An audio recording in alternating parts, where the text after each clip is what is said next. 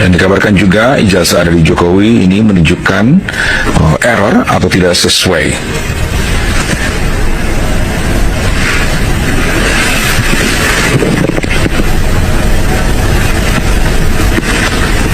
Baik, pemirsa, sementara itu hari ini sekali lagi ini dalam gelar perkara khusus kasus dugaan ijazah palsu Presiden ke-7 Republik Indonesia Joko Widodo. Ini bisa di center. Ya, sama 100. Warnanya 500. Karena sama 100 ya. Warnanya beda ya. Nilainya berapa itu? 100. Kalau sama-sama 100. Sama-sama. Di prioritas yang sama. Pada saat saya melengkapi transkrip saya, ada stambuk buku gede yang memperlihatkan perkembangan akademik saya setiap tahun. Ya. Lengkap itu datanya? Lengkap. Ya. Padahal tahun 78 tuh Pak ya, Prof? 72 sampai 78 itu ada. Ya. Ada mata kuliah yang saya bolong sampai 6 kali gitu. Itu ada. Kemudian munculnya angka tertentu. Di zaman Suharizal tidak terjadi itu. Karena di zaman saya itu begitu ujian masuk amplop, tak ada berita acara. Jadi kalau saya menguji Suharizal, dari 70 orang mahasiswa, 70 orang lembar jawaban, ada lembar jawaban itu. Kalau ada bilang ternyata nilai Suharizal tidak ada, Pak, saya kan ikut ujian, ini ada absen. Penelusurannya kan gampang, saya tanya pengawas, selesai pengawas itu ke bagian akademik yang mempacking itu saya. Jadi akan tahu di mana bocornya persoalan itu. Itu di zaman 78 gitu. Ada stambuknya bahasa sekarang.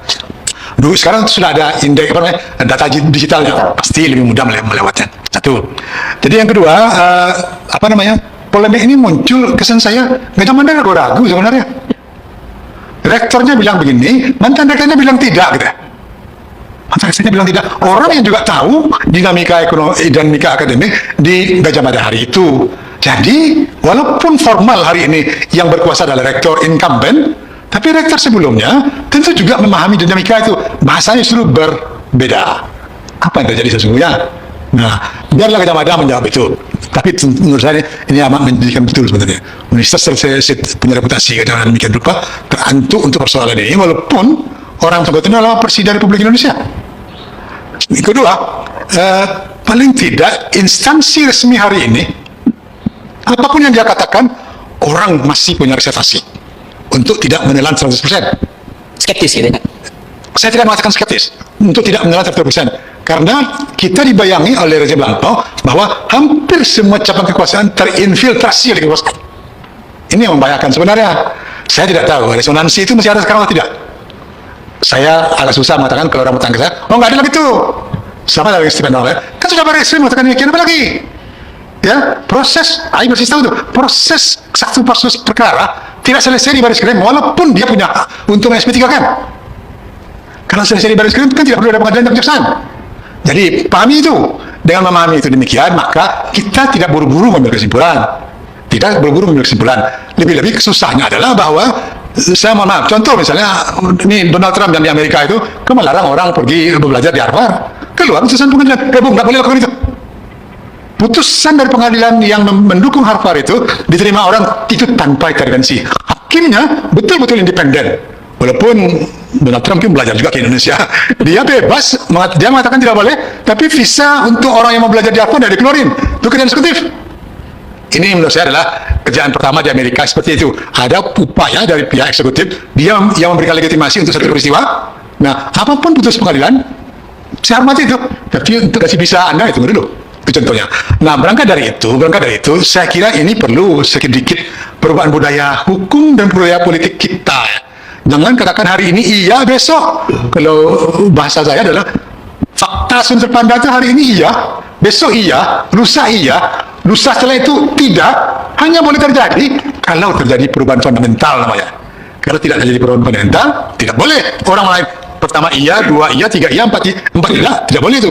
Kecuali terjadi perubahan fundamental. Baik, Prof sebagai mantan dekan Fakultas Hukum-UNAN, mantan wakil rektor 3 UNAN, ini seharusnya UGM nih, kalau berkaca pada pengalaman Prof di UNAN, menyatakan bahwa alumni itu ijazahnya itu benar-benar dia asli dan berkuliah di situ. Apa saja yang harus dibuktikan dokumennya?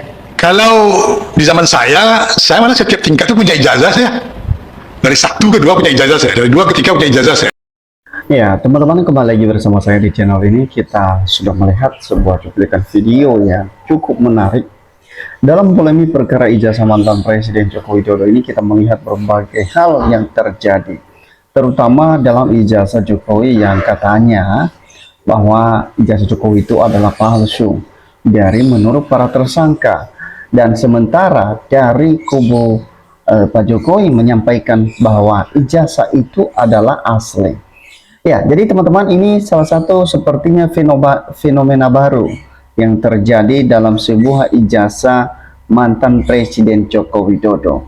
Bagaimana tidak? Karena memang menurut dari para tersangka menyampaikan sesuatu hal yang dimana ijazah itu, dan bahkan mereka sudah mengumpulkan bukti-bukti yang bisa dikatakan adalah 99,9% palsu. Dengan itu mereka katakan dari tersangka ini 99,9% adalah palsu. Nah, jadi teman-teman, bagaimana menurut Anda dalam hal ini? Bahwa sementara Pak Jokowi tidak pernah menghadiri persidangan untuk menunjukkan ijazahnya, memperlihatkan ijazahnya, yang selama ini menjadi gaduh terus, teman-teman. Nah, hari ini kita melihat bahwa dalam persidangan yang dilakukan ada sebuah pemberitaan terbaru bahwa Jokowi kembali tidak hadir di persidangan. Sebenarnya apa yang terjadi, teman-teman? Nah, hal ini kita melihat bahwa Pak Jokowi ya selama ini katanya dia menyampaikan dalam pernyataannya bahwa akan datang di pengadilan, menunjukkan ijazahnya, memperlihatkan ijazahnya yang ditulis oleh tim Roy Suryo tersebut untuk memastikan kalau ijazahnya itu adalah asli, bukan palsu. Ya, jadi pada akhirnya teman-teman, desakan ini berbagai pihak, baik dari tim Roy Suryo maupun dari ya orang-orang elit ya, juga bahkan seorang profesor, bahkan berbagai pihak juga menyuarakan hal ini untuk tujuannya Pak Jokowi hadir di persidangan, menunjukkan ijazahnya, supaya kisruh yang terjadi di tengah-tengah masyarakat ini akan berakhir kalau Pak Jokowi menunjukkan. Tapi apa yang terjadi? Ya, jadi kenyataannya adalah Pak Jokowi juga tidak pernah hadir di persidangan, tidak pernah menunjukkan ijazahnya, dan sehingga hal ini menjadi perhatian publik karena satu, ijazah menggunakan kacamata. Ijazah itulah yang sering dipertanyakan kepada Pak Jokowi, apakah itu Pak Jokowi atau bukan.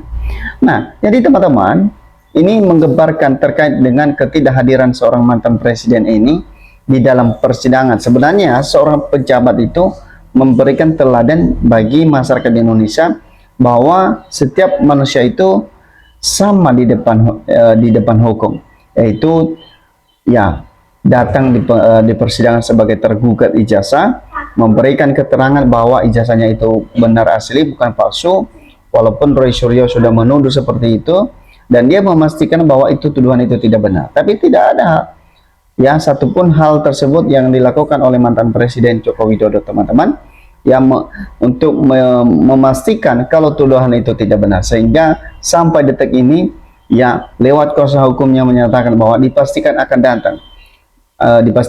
datang di pengadilan, tapi pada akhirnya tidak pernah datang, dan kita tidak pernah melihat apakah Pak Jokowi datang atau tidak ya di persidangan. Ya, jadi coba kita melihat ya komentar di bawah ini, kenapa sebenarnya Pak Jokowi itu kenapa tidak mau hadir? Apakah memang tidak mau hadir atau memang ada alasan lain yang lebih tepat sehingga Pak Jokowi ini tidak mau menghadiri persidangan, begitu. Nah, dikatakan oleh komentar netizen yang pertama ini, harus diadili seumur hidup di dalam bui, dan kelicikan wajib dihukum, jangan pernah ada pembela kepalsuan. Setuju, Praktino tangkap dan adili yang membuat kericuhan ijazah palsu.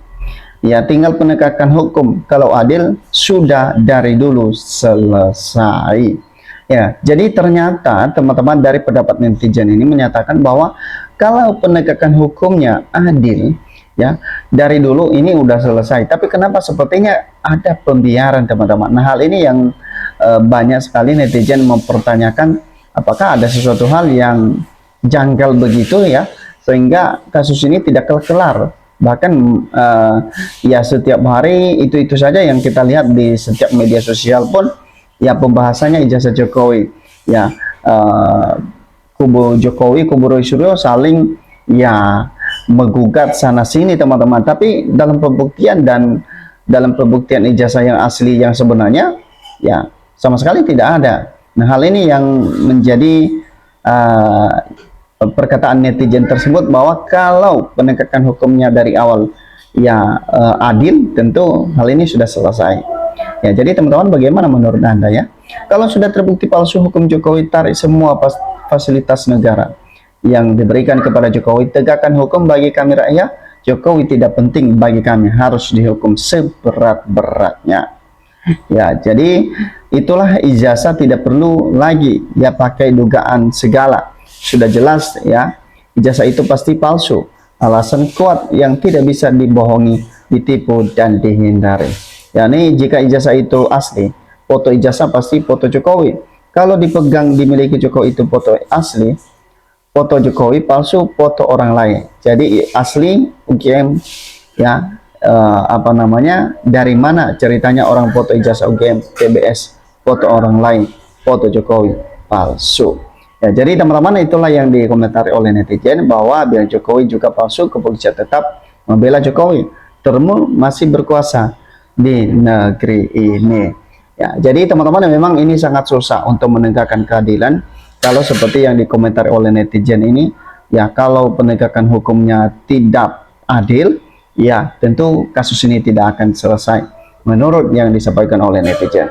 Nah, untuk teman-teman yang lain, yang menurut Anda seperti apa? Ya, menurut teman-teman, berikan komentar Anda di kolom komentar ini, dan sampai ketemu di postingan